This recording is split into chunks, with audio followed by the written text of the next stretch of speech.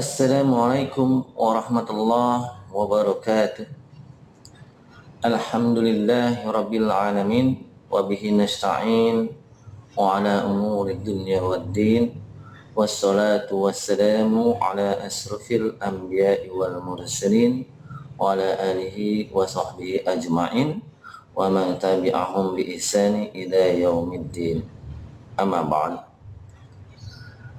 Ma'asyiral muslimin yang dimuliakan Allah Subhanahu wa taala, saat bulan Ramadan bagi-bagi takjil sudah menjadi sebuah tradisi bagi kita, di mana di pinggir-pinggir jalan, di masjid-masjid, hingga di sekitar perkantoran dan tempat-tempat lainnya kita menemukan fenomena bagi-bagi takjil ini. Allah menjanjikan kepada pembagi takjil yaitu kemuliaan Ramadan, di mana pahala pemberi buka atau makan kepada yang sedang berpuasa itu setara dengan pahala orang yang berpuasa, tanpa mengurangi sedikit pahalanya orang yang berpuasa tersebut. Dalam sebuah hadis riwayat At-Tirmizi disebutkan Nabi Shallallahu Alaihi Wasallam bersabda, "Man fatara sha'iman kana lahu mislu ajrihi, ghairu annahu la yanqusu min ajri sha'imi sayyi'a."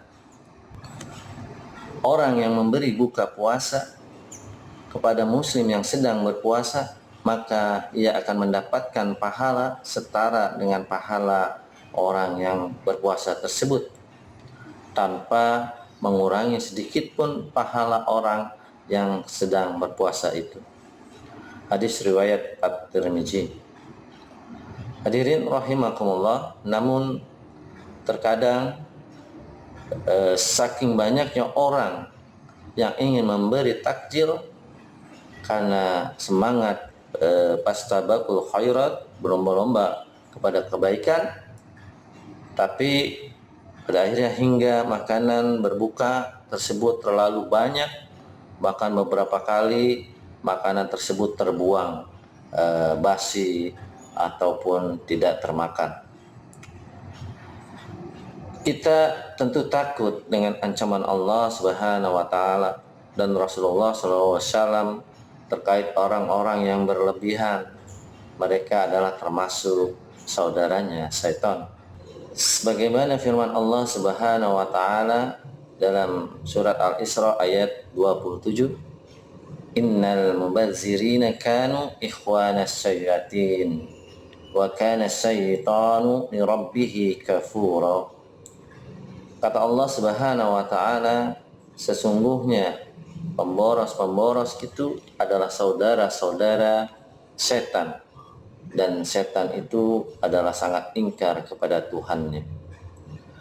Hadirin rahimakumullah, yang dimaksud saudara setan dalam ayat itu adalah bentuk larangan Allah Subhanahu wa taala.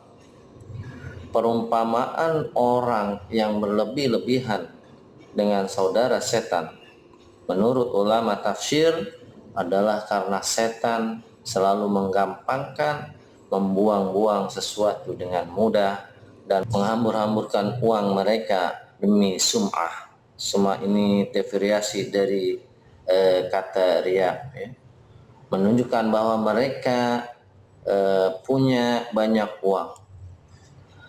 Para ulama memaknai al-mubazzir dalam Al-Quran dengan menginfakkan harta di luar kebutuhan yang diperlukan. Makna ini dinukil dari Imam Asy-Syafi'i dan menjadi rujukan jumhur ulama dalam konteks mengeluarkan takjil. Jika takjil tersebut diinfakkan sesuai kebutuhan dengan uang yang tidak digunakan untuk kebutuhan lain, maka tidak termasuk mubazir. Dalam ayat lain Allah Subhanahu wa taala berfirman, wa kulu washrabu wa la tusyrifu innahu la yuhibbul musyrifin. Kata Allah Subhanahu wa taala dalam Quran surat Al-A'raf ayat 31, makan dan minumlah tetapi jangan berlebihan, sungguh Allah tidak menyukai orang-orang yang berlebihan. Hadirin yang dimuliakan Allah Subhanahu wa taala, Rasulullah sallallahu alaihi wasallam pun mengajarkan kita untuk berbuka dengan air putih dan 3 kurma. Dalam hadis riwayat Abu Dawud, Rasulullah sallallahu alaihi wasallam bersabda yang artinya Rasulullah sallallahu alaihi wasallam berbuka puasa dengan kurma basah sebelum sholat maghrib. Jika tidak ada maka beliau dengan kurma kering ya berbukanya, dan jika tidak ada maka berbuka dengan beberapa teguk air. Ini tercantum dalam hadis riwayat Abu Daud.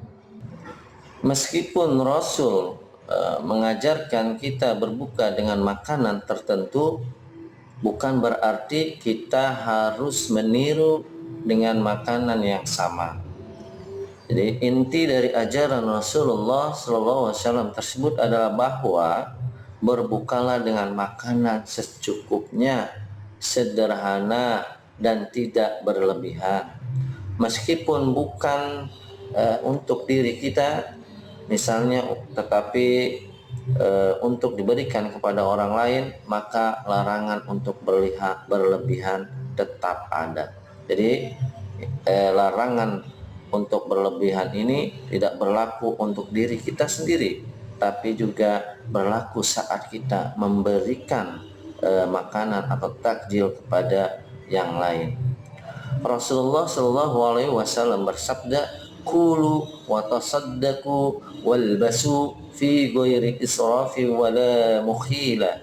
Kata Nabi Rasulullah Shallallahu Alaihi Wasallam, makanlah, bersedekahlah dan berpakaianlah tanpa berlebihan dan sombong.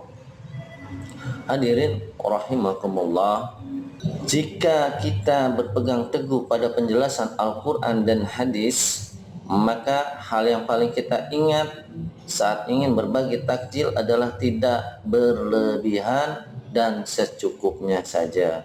Jangan sampai kita asal beli banyak takjil dengan harapan bisa dibagi-bagikan, tetapi ujung-ujungnya malah terbuang sia-sia.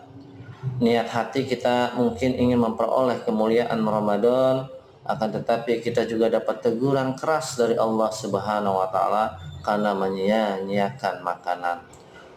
Kita sering melihat berbagai macam fenomena di mana banyak yang memberikan takjil dengan berlebih-lebihan, akhirnya tidak termakan takjilnya sampai subuh, sampai pagi hari, dan keesokan harinya tidak termakan. Lalu hadirin sekalian, bagaimana caranya agar takjil yang kita bagikan itu tidak sia-sia dan terbuang? Yang pertama, gantilah takjil kita dengan uang. Berikan uang tersebut kepada orang-orang yang sangat membutuhkan. Dengan demikian mereka bisa mengatur sendiri kebutuhan mereka dan tidak ada makanan yang terbuang. Jangan kita terjebak dengan bahasa takjilnya. Dalam hadis dijelaskan anjuran untuk memberi buka, maka apapun yang bisa digunakan untuk berbuka sudah dihitung pahala oleh Allah Subhanahu wa taala. Tips yang kedua, serahkan takjil kepada masjid. Berkoordinasilah dengan pengurus masjid terdekat yang membagikan takjil. Biasanya mereka paham seberapa banyak makanan yang dibutuhkan untuk takjil. Dengan demikian kita jadi mengerti makanan apa yang perlu kita beli dan seberapa banyak. Contohnya banyak ya, ada masjid-masjid yang membuka donasi takjil kepada masyarakat ya di sekitar untuk disumbangkan bagi orang yang berpuasa berbuka di masjid.